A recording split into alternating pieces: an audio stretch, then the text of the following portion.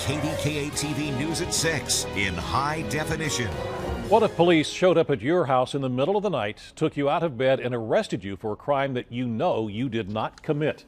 Well, if that sounds more like a movie than real life, then you're going to want to hear the story of a man from the South Hills who says that it happened to him. Not only that, the woman who accused him of raping her now faces charges that she made it all up.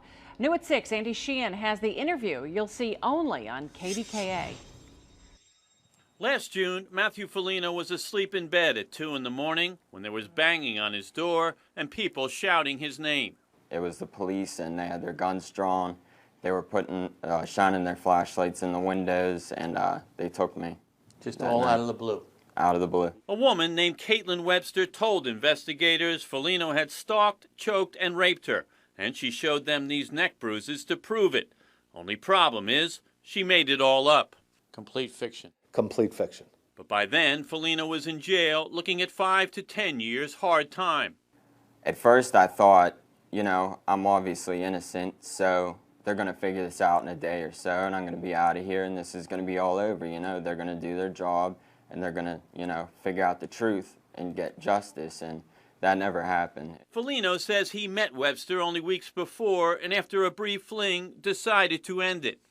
But then Webster went to police with a story she would later tell in court, that Foligno came here to the South Park wave pool and called her out into the parking lot.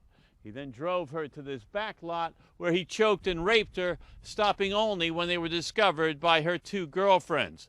Then she says he shoved her out of the car and took off.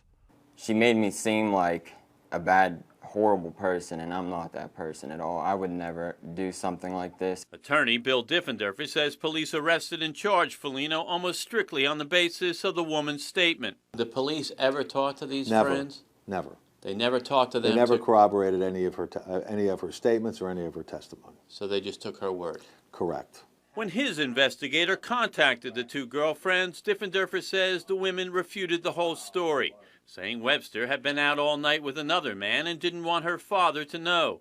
The women said those choke marks on her neck turned out to be love bites from that other guy. It came right to light that this never happened, and they gave the whole story as to the sucker bites. They gave the story as to what they did the night before and the entire day after where this happened, and no one was ever at the wave pool, and they were with the alleged victim.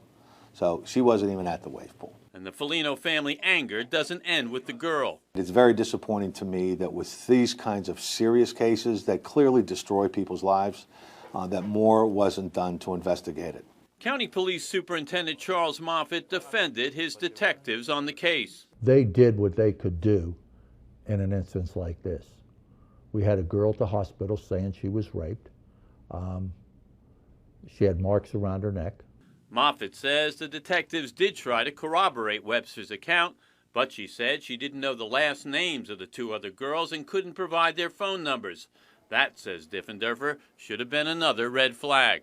To me, it is something that the public needs to know, that this stuff actually does happen, and to me, for the women that really are victims, it really hurts their cases, and that's what's so outrageous about it. Because it damages the true victim. After interviewing the 2 girlfriends, county police withdrew the charges against Foligno and arrested Webster. She now faces charges of making false statements and perjury for a rape that never happened. In South Park, Andy Sheehan, KDKA TV News.